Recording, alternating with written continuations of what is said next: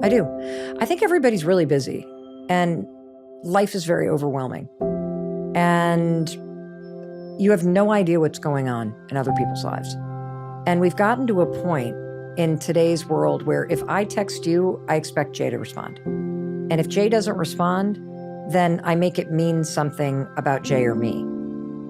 And I hate that because it doesn't give people grace.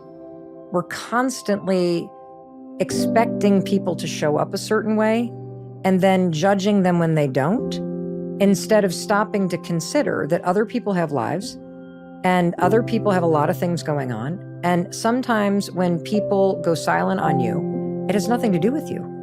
It has to do with a crazy busy period in life, or it has to do with the fact that something's going on with their family. And they're so drained at the end of the day that the last thing they want to do is talk to anybody.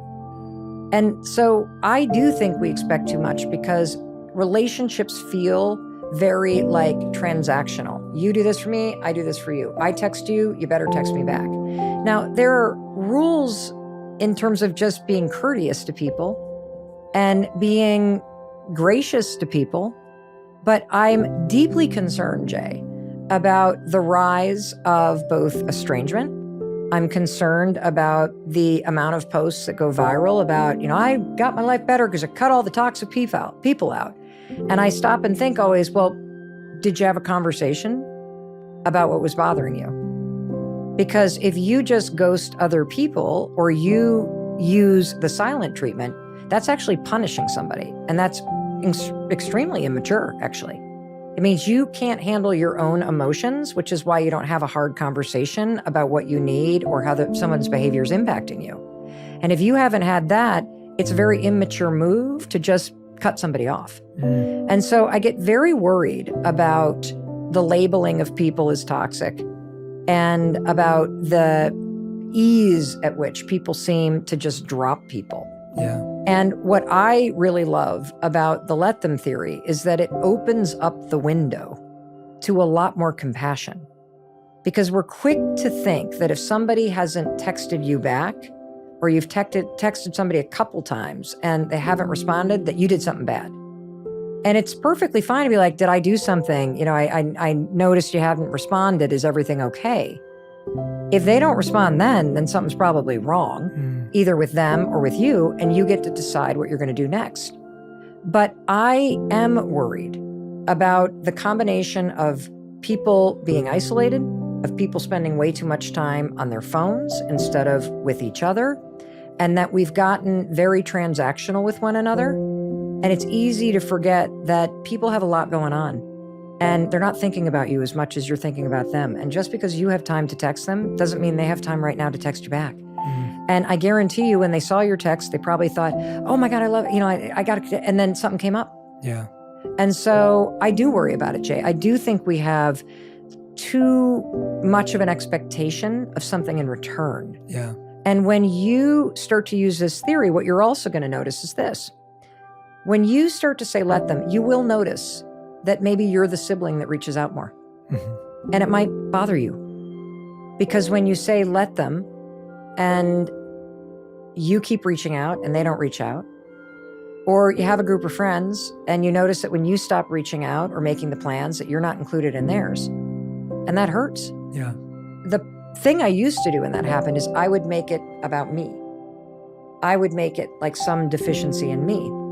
And what I've learned using the let them theory, and really just saying let them, which detaches from the hurt, it detaches from the judgment. It reminds you that adults are allowed to live their lives. Adults are allowed to come and go in friendship. They're allowed to prioritize certain people at certain times. They're allowed to have busy periods at work. They're allowed to fall in and out of communication. And the more you let people live their lives, the better your life gets, and the more compassionate of a human being you become.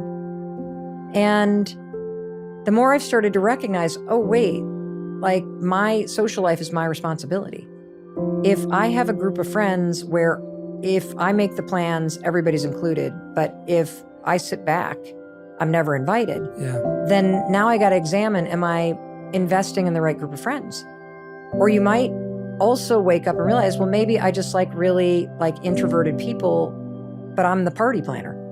And that's my role in life. And instead of you being transactional, you actually recognize the gift that it is to people. Oh, yeah. Right? Yeah. And, it sucks that maybe your siblings get together because they live closer and they don't include you. And it does hurt. And feeling a little bit of pain like that means your mind and body is working properly. Yes. Right? It's a sign that you're mentally well. Yeah. It doesn't mean there's a sign that there's anything wrong with you. Mm-hmm. And so when you can say, let them, and then you say, let me decide what I want to do about this, you can have the conversation. Yeah. And you might realize that they just click and you don't have as close of a relationship. Mm-hmm. But then you get to decide how you value family. Mm-hmm. And if you're going to bring different energy or if you're going to try a little bit harder, because again, you get to choose. Yeah. And when you realize how much power you have, you see that through the way you think about it or you respond to it, you actually can shift anything for the better. For sure. And I'm really excited about this. I wrote this actually with my daughter who's 25, and it was an amazing experience because she was bringing a much different perspective. And when we wrote the section about how you use the let them theory with love, she started researching the breakup section, because the fact about love is people choose who and how they love, and sometimes they won't choose you. But you also get to choose who and how you love and how you're going to create it. And people forget that. And so we get to the part about when a relationship is ending. And her boyfriend of 2 years breaks up with her. And she's While like, you're writing the book. Yes. Like, this is horseshit. Like, just rip this up. I have to let him walk out the door. I have to let him leave. This is bullshit. And it was this unbelievable experience, because when somebody that you love is grieving or going through heartbreak or struggling, you would jump in front of a car to take their pain away. And the let them theory and the experience of this book taught me that the best thing I could do was to let her grieve, to let her be heartbroken, to let her go through her process. I think about it this way, like arm around somebody. You're not blocking and tackling. You've got your arm around somebody. But if she's on the floor sobbing, let her, because she needs to.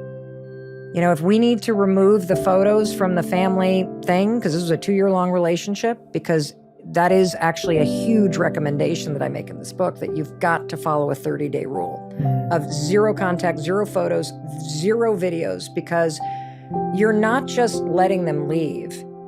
You have to unlearn the patterns of your life that were with them. Yeah. It's a withdrawal, like it's anything else. Yes. Yeah. And any sign of that person actually triggers the old patterns in your nervous system, and it delays your ability to move through it. Absolutely.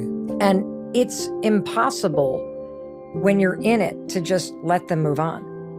Because every part of your wiring and programming, you're going to want to check their location. You're going to want to listen to the voice memos. You're going to want to saturate yourself, because the life that you wanted is over. And you're either going to trap yourself in a life that you're no longer in by watching their life play out from afar.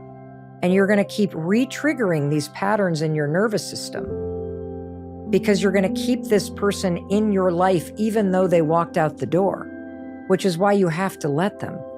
And then you've got to let me do the hard part, which is I get to choose how I'm going to move through this. And the research is also really empowering. It gets better for the majority of people. 71% of the people start to feel better by 11 weeks. That's the number, 11 weeks. 11 weeks. And you may feel better in 11 days. What happens at 11 weeks? What happens at 11 weeks, if you're not cyber stalking somebody, is that you've actually allowed your body to break the old patterns. Right. See, the reason why when you're going through a heartbreak, and heartbreak and breakups are just like death. That's what they are. For sure. Because you're grieving what's no longer there. Aside from the 30-day rule, which is remove, do not look at voice memos, location, social, nothing, no photos, because it triggers everything to stay alive in you. But during those 30 days, what's going to happen is every time you wake up, you're going to feel them there. because your body remembers. That doesn't mean that's a sign you should get back together.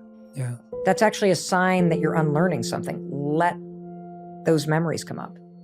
Let your nervous system process this. Every time you have news in your life, you're going to want to reach out to them. Why? Because that was the pattern. That doesn't mean you should. Yeah. So you've got to do the let them leave and let me remind myself I'm going through this process. And every day that you do that, you're actually unlearning these patterns. And by the time you get to about 30 days, you feel less intoxicated. Another huge recommendation is do something in your bedroom, like paint a wall, move the bed, do something because you spent a lot of time there. So walking back into it is like a graveyard of your old life, and it can be very triggering. And so she did that. And the 11-week mark is important because what's happening is you're now starting to create new patterns.